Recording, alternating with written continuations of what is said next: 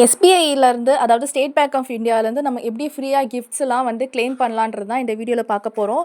இதுக்கு வந்து நம்ம வந்து எஸ்பிஐ அக்கௌண்ட்டில் வந்து நம்ம டெபிட் கார்டு யூஸ் பண்ணியிருக்கணும். நிறைய வாட்டி அந்த டெபிட் கார்டில் ட்ரான்சாக்ஷன்ஸ் பண்ண நமக்கு வந்து பாயிண்ட்ஸ் ஏறும் நமக்கு தெரியாமலே. ஸோ நிறைய பேருக்கு இது தெரியாது. அது எப்படி பண்ணுறது தான் நான் அந்த வீடியோவில் சொல்ல போகிறேன். ரொம்பவே சிம்பிள் தான், யாருனாலும் பண்ணிக்கலாம். நீங்கள் உங்கள் கூகுளில் போயிட்டு எஸ்பிஐ ரிவார்ட்ஸ் அப்படின்னு டைப் பண்ணுங்கள். உங்களுக்கு இந்த வெப்சைட் ஓப்பன் ஆகும். நீங்கள் இதுக்குள்ளே ஓப்பன் ஆனோடனே நீங்கள் வந்து லாகின் பண்ணுற மாதிரி இருக்கும். ஃபர்ஸ்ட் டைம் யூஸ் பண்ணுறீங்கன்னா உங்களோட பர்சனல் டீட்டெயில்ஸ், அதாவது உங்கள் பேர், உங்கள் ஃபோன் நம்பர், அந்த மாதிரி டீட்டெயில்ஸ் கேட்கும். நீங்கள் ஃபில் பண்ணிக்கோங்க. பாஸ்வேர்டும் செட் பண்ண சொல்லும், அதையும் செட் பண்ணிக்கோங்க. ஆல்ரெடி உங்களுக்கு இந்த எஸ்பி ரிவார்ட்ஸில் உங்களுக்கு அக்கௌண்ட் இருக்குன்னா நீங்கள் டேரெக்டாகவே லாகின் பண்ணிக்கலாம். இதில் பாருங்கள், உங்களுக்கு வந்து எங்கெல்லாம் வந்து பாயிண்ட்ஸ் நீங்கள் கிளைம் பண்ணுற மாதிரி இருக்கும்னு காட்டுது பாருங்கள். இப்போ நீங்கள் ஜிஆர்டி போனீங்கன்னா 100 ரூபாய் ஸ்பெண்ட் பண்ணிங்கன்னா உங்களுக்கு 2 பாயிண்ட் ஏறும்.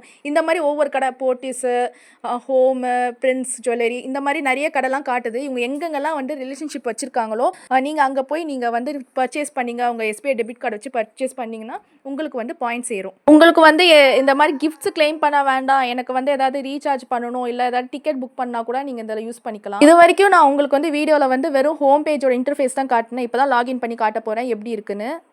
லாகின்ல உங்களோட யூசர் நேமும் நீங்கள் செட் பண்ணி இந்த பாஸ்வேர்டும் கேட்கும். அப்புறம் உங்களை கேப்சா என்டர் பண்ண சொல்லும். அதை என்டர் பண்ணோடனே நீங்கள் உள்ள லாகின் பண்ணிக்கலாம். லாகின் பண்ணோடனே உங்களோட டெபிட் கார்டில் காட்டுது பாருங்கள் எத்தனை பாயிண்ட்ஸ் நீங்கள் இது வரைக்கும் சேர்த்துருக்கீங்க அப்படின்னு.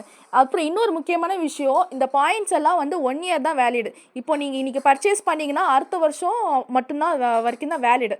அதுக்கப்புறம் அது வந்து லேப்ஸ் ஆகிடும். இது நிறைய பேருக்கு தெரியாமல் இது ஆட்டோமேட்டிக்காகவே லேப்ஸ் ஆகிடுது. ஸோ நீங்கள் லேப்ஸ் ஆகிறதுக்கு முன்னாடியே நீங்கள் வந்து இந்த பாயிண்ட்ஸை வந்து கிளைம் பண்ணி ஏதாவது பர்ச்சேஸ் பண்ணிக்கோங்க. இதில் வந்து ஒவ்வொரு பாயிண்ட்டுக்கும் ஒவ்வொரு ரேட் ஃபிக்ஸ் பண்ணியிருப்பாங்க. உங்ககிட்ட எத்தனை பாயிண்ட்ஸ் இருக்கோ அதுக்குள்ளே தான் நீங்கள் பர்ச்சேஸ் பண்ணுற மாதிரி இருக்கும். இதில் நிறைய கேட்டகரிஸ் இருக்குது. Home and kitchen, electronics, handbags, gifts, stationery, இந்த மாதிரி நிறையா இருக்கும். உங்களுக்கு எந்த கேட்டகரி பிடிச்சிருக்கோ நீங்கள் அதில் செலக்ட் பண்ணிக்கோங்க.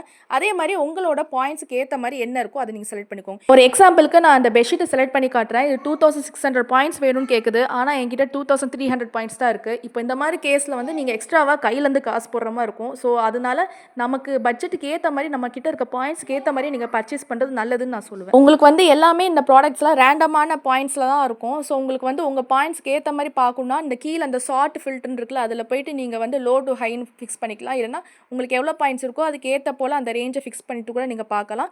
இல்லைனா நீங்கள் வந்து ரேண்டமாக எல்லாம் பார்க்கணும்னு நினச்சா கூட நீங்கள் பார்த்துக்கலாம். என்கிட்ட இருக்க பேலன்ஸ் பாயிண்ட்ஸ் வச்சு நான் அந்த ஸ்ட்ரிங் லைன்ஸ் போடலான்னு இருக்கேன். இதை நான் எப்படி ஆர்டர் பண்ணணும்னு சொல்லித்தரேன். இப்போ இதுக்கு வந்து ஷிப்பிங் எக்ஸ்ட்ரா 70 ருபீஸ்ன்னு காட்டுதில்ல, இதை வந்து உங்களுக்கு ஆல்ரெடி பாயிண்ட்ஸை விட அது வந்து கம்மியாக தான் இருக்குது நீங்கள் ப்ராடக்ட் பர்ச்சேஸ் பண்ண போகிறது. ஸோ அந்த ஷிப்பிங்கும் உங்களோட பாயிண்ட்ஸ்லேயே சேர்த்துக்கலாம்.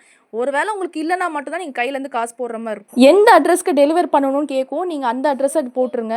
மொபைல் நம்பரும் கேட்கும், அதுவும் நீங்கள் என்டர் பண்ணிடுங்க. அடுத்த ஸ்டெப்பாக பேமெண்ட் வரும். பேமெண்ட் ஃபுல்லாகவே நம்ம பாயிண்ட்ஸ் வச்சு தான் பண்ண போகிறோம். ஸோ நீங்கள் வந்து எதுவுமே என்டர் பண்ண தேவையில்லை. உங்களுக்கு பாயிண்ட்ஸ்லேயே வந்து கிளைம் பண்ணிக்கலாம். இதில் இருக்க மேக் பேமெண்ட் ஆப்ஷன் கொடுத்தீங்கன்னா உங்களுக்கு வந்து கிளைம் ஆகிடும். உங்கள் பாயிண்ட்ஸுக்கு மீறி நீங்கள் எதாவது பர்ச்சேஸ் பண்ணுறதா இருந்தால் உங்களோட எஸ்பிஐ டெபிட் கார்டு நம்பர் மட்டும்தான் அக்செப்ட் பண்ணும். வேறு எந்த டெபிட் கார்டு போட்டாலும் அதை அக்செப்ட் பண்ணாது.